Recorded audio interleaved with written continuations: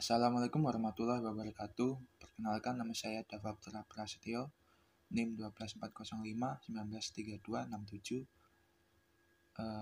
Di sini kami dari kelompok 3 akan menjelaskan tentang kinerja individual.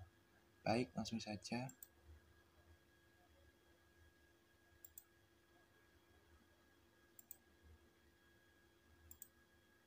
Kinerja individual. Yang pertama ada motivasi dan kinerja karyawan. Kata motivasi pada dasarnya adalah motif yang berarti dorongan, sebab atau alasan seseorang melakukan sesuatu. Dengan demikian, motivasi berarti suatu kondisi yang mendorong atau menjadi sebab seseorang melakukan suatu perbuatan atau kegiatan yang berlangsung secara sadar. Dalam realitas, banyak ditemukan bahwa tidak mudah membuat orang selalu termotivasi dalam bekerja, belajar, berjuang, dan aktivitas lain. Mengapa hal demikian terjadi?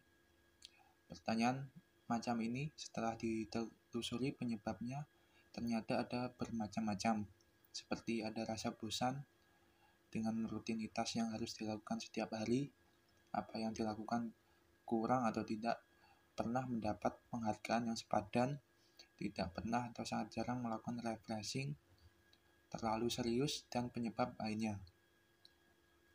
Kita bisa juga menemukan bahwa perilaku anggota organisasi dipengaruhi oleh keinginan dan kemauannya untuk melaksanakan tugas dalam rangka mencapai tujuan. Keinginan dan kemauan merupakan wujud motivasi. Jadi, motivasi menjadi pendorong utama dalam banyak hal, khususnya pelaksanaan tugas pokok dan fungsi atau tupoksi. Jika ia tidak memiliki motivasi, maka tugas pokok dan fungsi atau tupoksi tidak akan berjalan seperti yang diharapkan.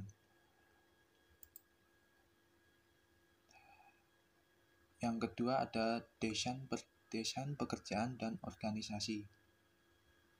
Rancangan atau desain pekerjaan adalah fungsi penetapan kegiatan kerja seorang atau sekelompok karyawan secara organisasional. Tujuannya untuk mengatur penugasan kerja supaya dapat memenuhi kebutuhan organisasi. Definisi di atas menjelaskan bahwa rancangan atau desain pekerjaan dibuat oleh perusahaan untuk mengatur tugas-tugas yang tepat sasaran, memberikan tugas kepada orang dengan kemampuan dan keterampilan yang harus dimiliki untuk mengerjakan tugas tersebut demi mencapai sasaran dari organisasi tersebut. Assalamualaikum warahmatullahi wabarakatuh. Nama saya Ajeng Dwi Ramawati, NIM 12405193237. Saya di sini akan menjelaskan tentang yang pertama, spesialisasi pekerjaan. Spesialisasi pekerjaan merupakan pembagian tugas secara khusus atau spesial yang dapat dilakukan dengan mengembangkan keterampilan karyawan, mengurangi kerugian waktu sebagai akibat keengganan karyawan untuk melakukan peralihan tugas, serta pelatihan untuk menggunakan peralatan secara spesial atau khusus. Hakikat spesialisasi kerja adalah tidak seluruh pekerjaan dilakukan oleh satu individu, melainkan dipecah-pecah menjadi sejumlah langkah, dan setiap langkah diselesaikan oleh individu yang berlainan. Pada hakikatnya, individu-individu berspesialisasi dalam mengerjakan bagian kegiatan tertentu, bukannya mengerjakan seluruh kegiatan. Yang kedua, penggayaan pekerjaan. Penggayaan pekerjaan atau job enrichment merupakan penambahan pekerjaan melalui peningkatan kewenangan. Dalam penggayaan pekerjaan tertentu menjadi lebih besar tanggung jawabnya. Biasanya dikaitkan dengan proses perencanaan maupun evaluasi pekerjaan. Yang ketiga, teori karakteristik pekerjaan. Karakteristik pekerjaan adalah sebuah pendekatan dalam merancang pekerjaan yang menunjukkan bagaimana pekerjaan dideskripsikan ke dalam 5 dimensi inti, yaitu yang pertama, keanekaragaman keterampilan, yang kedua, identitas tugas, yang ketiga, arti tugas, yang keempat, otonomi, yang kelima, umpan balik. Motivasi dan keterlibatan karyawan. Yang pertama, perspektif awal tentang keterlibatan karyawan.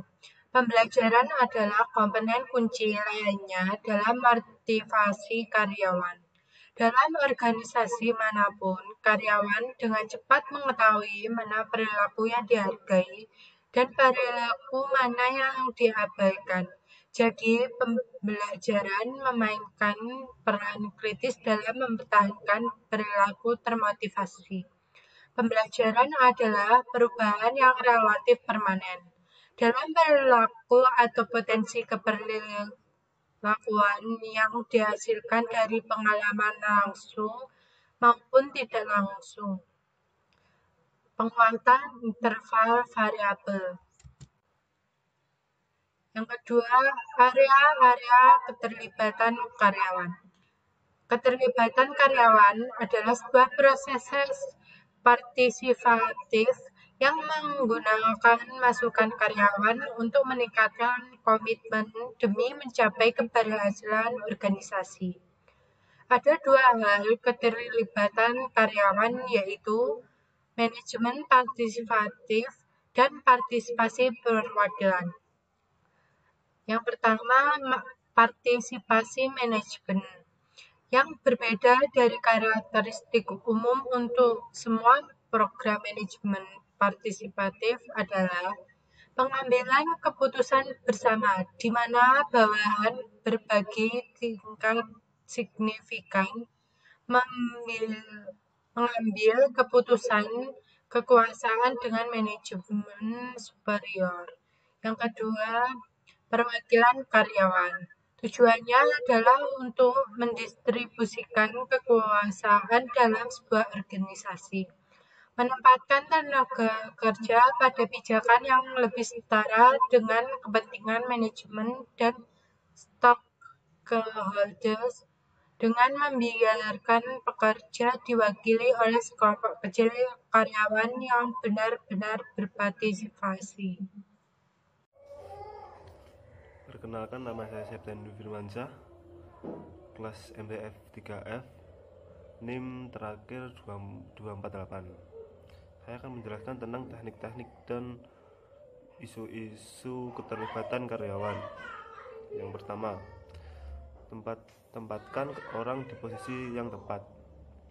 Penempatan posisi ini selain menghindari ketidakcocokan kemampuan, juga memberikan bukti nyata bahwa bisnis usaha membuat posisi karyawan yang sesuai dengan kemampuan mereka.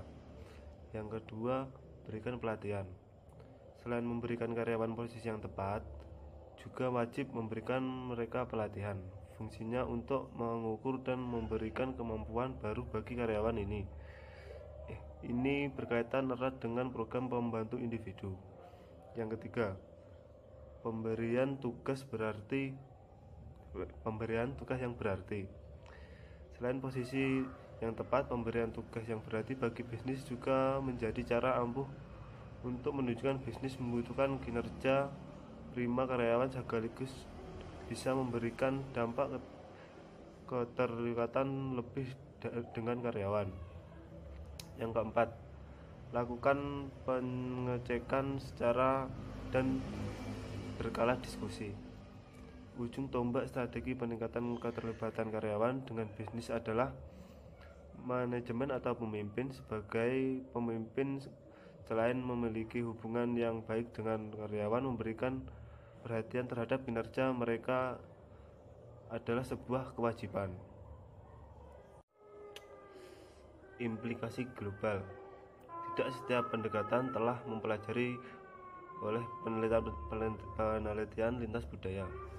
Kita mempertimbangkan perbedaan lintas budaya dalam beberapa hal, yaitu yang pertama, job karakteristik dan job arrangement. Beberapa studi telah menguji model karakteristik pekerjaan dan dalam budaya yang berbeda karena hasilnya sangat tidak konsisten. Satu studi menunjukkan bahwa ketika karyawan mempunyai orientasi lain yang berkaitan dengan kesejahteraan orang lain di tempat kerja, berhubungan antara pekerjaan karakteristik dan kepuasan kerja lebih lemah. Yang kedua, teknolomuting adalah model perjanjian kerja di mana karyawan memperoleh fleksibilitas bekerja dalam tempat dan waktu kerja dengan bantuan teknologi komunikasi. Yang ketiga, variabel pi digunakan untuk mengenali dan menghargai kontribusi karyawan terhadap produktivitas perusahaan, produktivitas, kualitas, dan sejenisnya. Variabel pi sering didasarkan pada dua faktor utama, yaitu kinerja Anda sendiri dan kinerja perusahaan Anda. Yang keempat, fleksibel benefits, rencana tunjangan yang fleksibel memungkinkan karyawan dan memilih manfaat yang mereka inginkan atau membutuhkan dari paket program yang ditawarkan oleh perusahaan. Rencana tunjangan fleksibel dapat mencakup asuransi kesehatan dan tunjangan pensiun. Yang kelima, employee involvement. Keterlibatan karyawan adalah menciptakan suatu lingkungan di mana orang berdampak pada keputusan dan tindakan mempengaruhi pekerjaan mereka. Yang D, susunan kerja yang fleksibel. 1. Jadwal kerja yang fleksibel adalah kebijakan yang menunjukkan pekerjaan untuk memilih jam kerja mereka. Biasanya flex team memiliki jam kerja inti tertentu, memungkinkan pertemuan dan interaksi kerja antar karyawan. Yang kedua, pembagian pekerjaan mengizinkan 2 atau lebih karyawan untuk membagi jam kerja mereka 40 jam per minggu. Yang ketiga,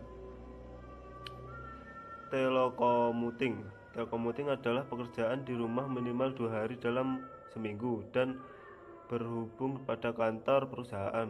Pekerjaan ini berlangsung fleksibel, tidak terganggu oleh banyak orang dan tidak terlalu memperdulikan penampilan.